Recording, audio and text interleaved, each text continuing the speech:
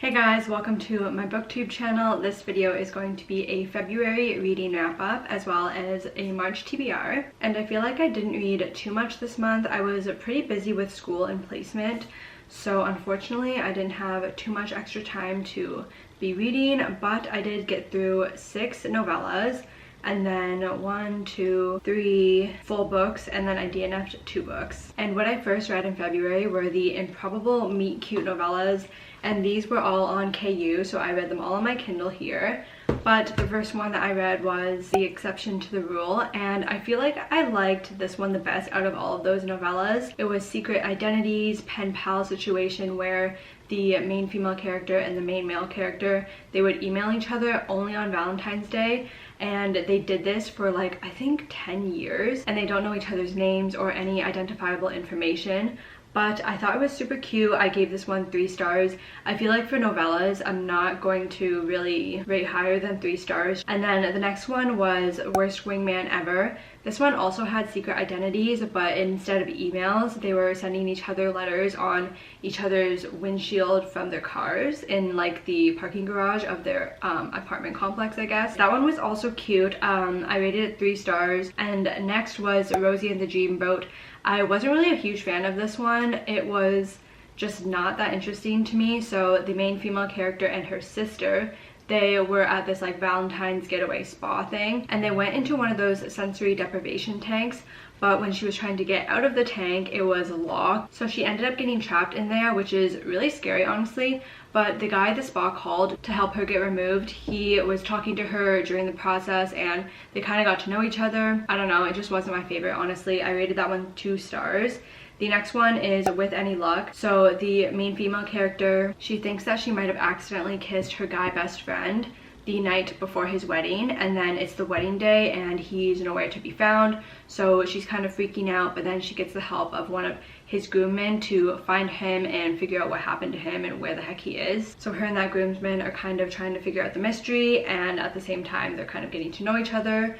And I rated that one 3 stars, I guess, too. The fifth one actually was Drop, Cover, and Hold On. This one was super cute. This was about the main female character. She really liked going to this specific bakery. However, the chef there, she notices that he's always super grumpy and it kind of seems like he hates her, which of course is not the case. But they end up trapped in the bakery together because of an earthquake. So they're talking a lot during the time that they're trapped in this bakery, and it turns out that of course he doesn't actually hate her and she was just kind of misinterpreting the things that he would do. And I also gave this one 3 stars. Then the last one was Royal Valentine. I'm pretty sure I liked this one the least.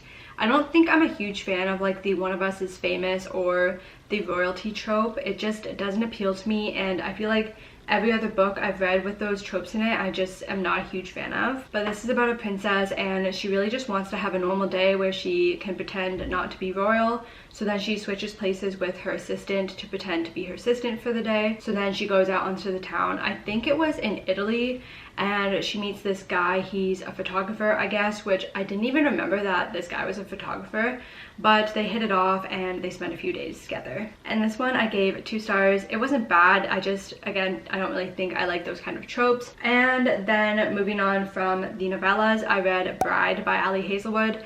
This one I was so excited for. This book is her debut with paranormal romance, which she in the past has always written the women in STEM romance, which I've enjoyed most of those books as well. So I really thought I was going to like this one. And in this one, the main female character, her name is Misery. She's a vampire, but she's lived with humans for pretty much her whole life. She is the collateral. So what that means is to kind of keep peace between humans and vampires, they each have one collateral. So then if something goes wrong from one side, for example, if the vampires do something to the humans that the humans are upset by it, then they could kill the collateral, which in that case would be a Misery. And then vice versa, there's one human in the vampire world for the same reason. However, because Misery has been the collateral for so long, she doesn't really fit in with any of the vampires. They're not huge fans of her, and she also doesn't fit in with humans because they're a different species. So she's kind of left on her own and just dealing with the fact that she doesn't feel like she has like a home, I guess. When this story starts though, her dad ends up taking her out from being the collateral and actually wants her to be, I guess, kind of like collateral with a different species, and that is with the werewolves. So he is going to marry her off to the alpha werewolf to kind of bring some peace between the werewolves and the vampires, because in the past there was kind of like some shaky situations. And Misery, she only agrees to this arranged marriage based on the fact that she's trying to figure out this mystery, and she thinks that living amongst the werewolves and being married to the alpha werewolf will help her figure out this mystery. And I did a reading vlog for this book, and I'm pretty sure I rated it 3.5 stars.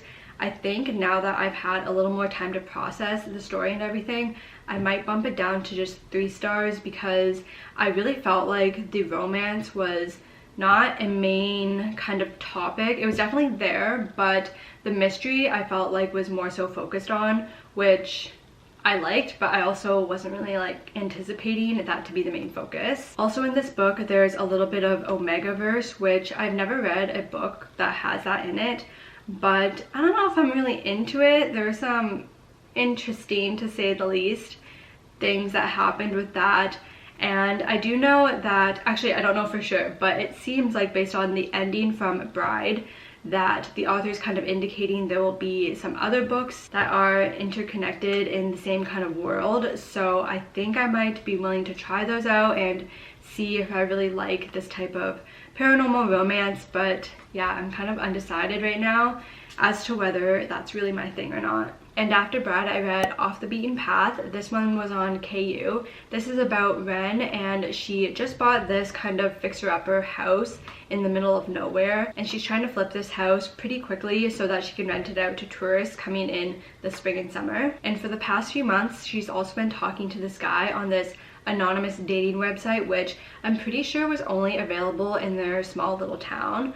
And then she finds out that the guy that she's been talking to is actually her neighbor, who she hasn't really been a huge fan of in the past. His name is Holden. He's a single dad, and he's also a contractor, which he offers to help her with flipping the house because Ren's original contractor had to back out for family reasons. But overall, I did really enjoy this one. I feel like it was kind of a good palate cleanser, and I thought the relationship development was really good. I would say, and I think I said this in my reading vlog where I read a bunch of KU books, but I think that the main characters kind of got together or showed interest in each other maybe just like a little bit too soon, or sooner than I would have preferred. But it wasn't like a make or break for me, and I still ended up giving it 4 stars. So I liked that one. And then I tried on KU to read When the Moon Hatched. Unfortunately, I DNF'd this one, I think at 40% or 45%, 50%, I can't even remember. And I was so disappointed with this one because it has amazing reviews on Goodreads, and anyone else I heard talk about it said nothing but good things about this one. But I was just personally pretty disappointed because I felt like I thought this was a fantasy romance. That's what people had told me. And also in the tags of like the book description on Goodreads, it also says fantasy romance, but I feel like the romance was like pretty non-existent until the main characters met, which was, I feel like, 40% of the way through the book. So the main female character Rave and the main male character Khan, they really just took their time with starting that whole, like, even just meeting. But I felt like at that point when they finally did meet, I was kind of not really into the story, and I was just trying my best to power through it, but it just wasn't really working, honestly. With this book, I also felt like it was pretty confusing at times for me. There were so many different terms to kind of get used to, which I never felt like I was able to do that. I'm not going to rate this one though. In the past, I have rated DNFs, but I feel like moving forward, I'm probably not going to do that anymore. And then the next book that I started on KU, which unfortunately was also a DNF, was Powerless by Elsie Silver, and I have been anticipating this one for so long, and I only got 16 pages in, so this is a soft DNF. I'm definitely going to pick this one up again. I feel like after reading and finishing or DNFing When the Moon Hatched, I was kind of starting to feel myself get into a reading slump, and at that point I thought I was in the mood for a contemporary romance book. but turns out I wasn't, because I started it and I'm like, I do not want to read this right now. So softy enough, I'm gonna get back to it, but again, I'm not going to rate this one. The next book though that I also read on my Kindle ended up getting me out of the reading slump, and that was The Serpent and the Wings of Night, which this is another one that I've been anticipating reading. Well, it's been out for a while, but I've been wanting to read this one for a while now. This was about Aurea, and she was a human in a vampire world. Her dad is the king vampire, so he raised her with the vampires, and her dad encourages, and did he kind of force her to go into these trials? I can't even remember. He wanted her to go into these trials so that she could be rewarded by this goddess, and during these trials she teams up with this other vampire who is actually from an enemy vampire house. So there was a little bit of that enemies to lovers aspect there, and I did really like this one. However, in my reading vlog I also mentioned that I felt like the fantasy aspect was lacking compared to the romance, but I really enjoyed the romance. One issue that really stood out to me was I felt like the trials weren't really well explained about what exactly they were and why they occurred and what happens during the trials. But I did end up rating this one 3.5 stars. So those are all of the books that I read in, I was gonna say March, in February. But on to my March TBR. I'm planning to finish CC2 and I'm halfway through this one. I'm really enjoying it. I started it a few weeks ago and I'm taking it slowly because I feel like I just don't want to read it too fast and I want to enjoy it for as long as I can. So I'm definitely taking my time with this one. But then I also want to read the third one, and I've heard some mixed reviews about this one, but I'm really looking forward to getting to it after finishing the second one. And I also want to read Crown of Midnight, which is Throne of Glass, depending on what reading order you do it in. I read The Assassin's Blade first, so this is the third book for me. And again, this is another series that I'm trying not to read too quickly because I really enjoyed The Assassin's Blade and Throne of Glass.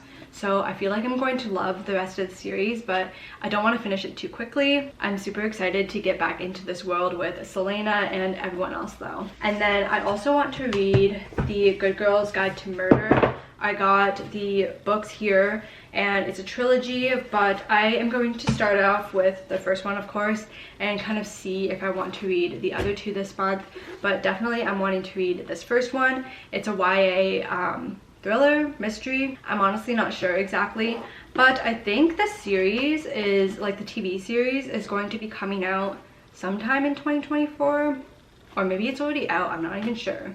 But yeah, I want to read this one in March. And lastly, I don't have the physical book of this one because it comes out March 12th, but it is Happily Never After by Lynn Painter. It's a contemporary new adult romance, which I've only read Lynn Painter's YA romances and they're super cute, so I'm looking forward to see how I like her adult romances. It seems like the main female character and the main male character, they are hired as objectors to attend weddings, but then they're also kind of into each other. And I didn't read too much on the blurb of this one because I want to kind of be surprised, I guess, but I'm excited for this one as well. And that's it for my March TBR. I only chose like 5 books, I guess, because I don't know how much time I'm going to have in March to read, but hopefully I can get through these 5 books. Otherwise, that's the end of this video. Thank you guys so much for watching. If you've read any of these books, let me know your thoughts in a comment down below, or if you also have any book suggestions, I would love to hear. Please don't forget to give this video a like and subscribe to my channel for more book content,